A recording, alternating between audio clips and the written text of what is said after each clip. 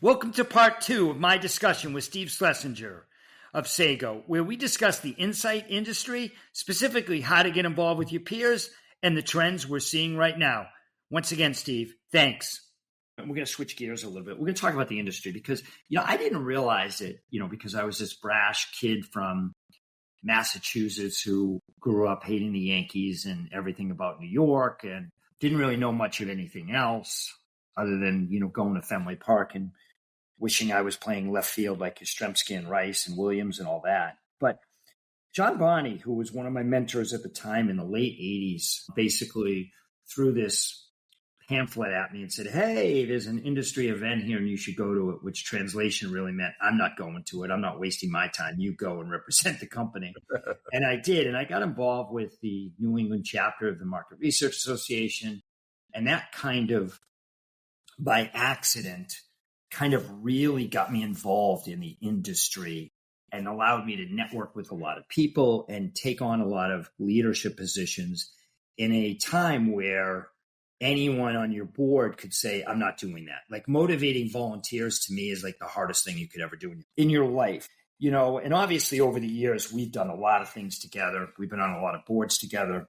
What did that do? It really helped me in my career a lot for just my management style, and then just gave me a lot of outlets to meet people. How do you view that over the years too? Well, look, the industry has been, incredibly kind and comforting and brought so much to my life, and I know yours as well. And I think a lot of that comes around, things like associations and, call it the greater community that you develop. So, looking back at it now, I think, we met, serving on a board together many, many years ago. We've both developed like really lifelong friendships, obviously ours, but many others that, have come through the industry. And I actually think it's one of the sweetest parts of the insights world is this, sort of community that exists out there, people, supporting one another, helping one another, acting as mentors and sounding boards. And, and I just think about how much that's enriched my life and how appreciative I am of it. I'd also say that, when you look at most industries, the opportunity to really work collegially with people is really powerful. The learning, same way, the teaching that you can provide to others, the fact that it really provides a lot more perspectives and understanding of what's going on out there. Again, it goes back to that, not living in a vacuum. And I, I would encourage everybody to get involved, whether that means attending or speaking at or exhibiting at or, reading the materials that come out from places like Insights Association and SMR and all the other, wonderful associations out there, QRCA on the qualitative front, Intellis on the pharma front. I mean, there's so much good that's going on out there. And, and then the other piece of this too is you and I talk about this a lot. It's also, it's a give and take. It's not, that I'm sitting there taking from these opportunities, but it's the beauty of giving back, the opportunity to work with, other folks in the industry and support them. And especially those that are younger and just coming up, there's nothing better than that. Yeah, I think you talk about giving back and with IRG, which is the Insights Resource Guide that we came out with, when this podcast drops, it's probably 5 years. It's probably the 5-year anniversary or pretty close to the 5-year anniversary of COVID. And I know we came out with this just to help people in transition, because if you remember about March of 2020, there was a lot of people who were affected negatively from COVID, not just from a health standpoint, but from a transition and losing their job standpoint. So we wanted to create something at Mark to just help everybody. And it helped people, helped our competitors. It helped people who were just didn't really know what to do and were scared. And, we wanted to give something back. And you and I, look, we started the CEO Summit with the Market Research Association decades ago. And, we just had the CEO Summit last week, and giving something back and having a legacy and just trying to leave the industry in a little bit better place than when we started, I think is really, really cool. And I know you're very philanthropic. You've done stuff with your alma mater up in UVM, which is really cool. And where did you get that? Did you get that from Sarah? Did you get that from your dad? Did that just appear in your life? Like, was there, I don't know, an event where you just said, hey, listen, it's my turn. The industry has given me so much. I want to give it back. Yeah, I think a lot of it comes from my dad. My mom was also incredibly charitable. My dad talked a lot about charity at the dinner table. And, funny enough, I'm the youngest of four, and my older brother and sisters used to run these carnivals in our backyard. When I was really little, I was probably, 4 or 5 years old, and they would run these carnivals and raise money. Most of the time it was for muscular dystrophy. And, and they would raise hundreds of dollars, having games, and all the kids in the neighborhood would come over and spend money. And it was actually really cool when I think about it. I mean, I wish I had more vivid memories because I was so young, but I do remember these carnivals, and they would happen every year. And, I think all of this was sort of promoted by my parents, and this idea that, we did not have a lot. I mean, we grew up pretty much middle class, and, but my father was always very giving, and, giving was, $50, $100. It wasn't huge amounts of money, but he felt very committed to that. And I think that sort of stuck with me. And I know it's same with my sisters and brother. Yeah. And, I think we all feel that way today too. I mean, we're all very fortunate, and, feel that helping others is, part of what we need to do. And, I think we've done some really good stuff as an industry. I mean, look at MREF, Yeah, we've given away over $1 million to help children in need around the world, actually, not just the U.S. And we have lots of participation, which is really cool. We've got, probably, over 100 companies that are engaged in helping do this, many in board seats, and many, spearheading different initiatives and events. I surely would encourage people to get involved with that. We're doing a big raise now for the victims of the LA fires, and really trying to help there. And I think that it's all about this concept of giving back, right? It's, charity's great, and doing all those things are wonderful. But I think it's also the idea of just helping everyone around us, people in our industry, people who work for us. I think the more we do that, this is just such a better world that we live in. And I think it speaks about us as an industry too.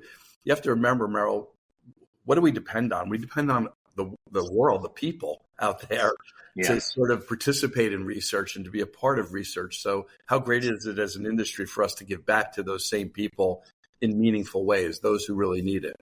It's great. It's, I never knew about that really in my 20s and 30s. I started to really, whether it was YPG with QRCA, the Young Professional Grant, and to see 150, 200 people getting grants and allowing them to go to the QRCA annual conference and start their career and kind of shape and form the foundation for it to be really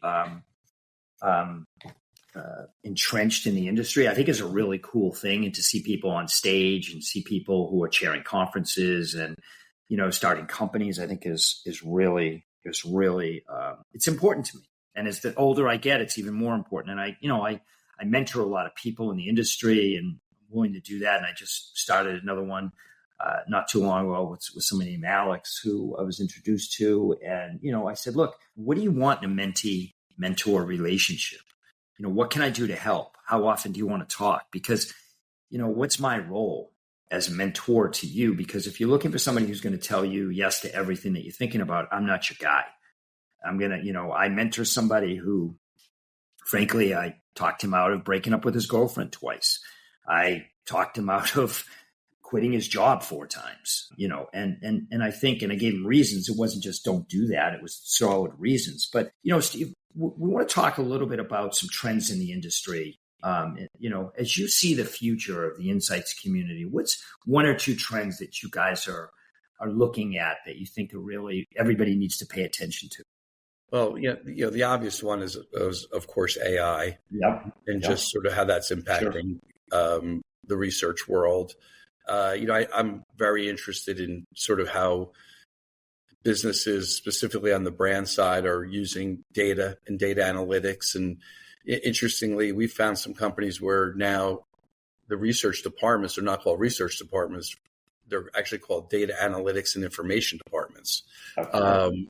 So sort of like, that seems to be, the tail that's wagging the dog now. So those are, sort of, we call it one trend or two trends that are sort of impacting, sort of our clients' lives and, where there's interest. I'd say the other one is just an overall theme of speed, the ability to deliver information, insights, data quickly to clients, and how we can do that because it feels like decision making is more urgent these days. Of course, there's always going to be things that can take a longer period of time, and that's the expectation. But I do think that there's a real need for sort of quick information to make important business decisions, or at least informed business decisions. Yeah, I think there's some really good takeaways there, as well. Back in the day, we talked about being a generalist or a specialist, right? And a lot of people were specialists. I think you got to be a little bit more of a generalist these days. I think you got to be a little bit more, like you said, agile. And if you're a generalist, I think you've got a lot of more opportunity to be successful and to move your business forward. So I really like that. I also would say that, everybody is trying to have established partnerships. We've got a lot of clients, but we don't have a ton of what I'll call partners, right? So we probably have 10 partners that are clients, and we probably have hundreds of clients, right? Which is not a bad thing, but you want to go deeper and you want to go wider and you want to have protection, because if you don't want to just do one methodology with a client. You want to have them use all your suite of services and stuff like that, which I think is important. The other thing I want to emphasize is, there's a lot of partners out there in terms of suppliers, in terms of sample providers, in terms of moderators, in terms of, facilities. Make sure you pick the right ones. Make sure that you're engaged with their business. Make sure they understand your business.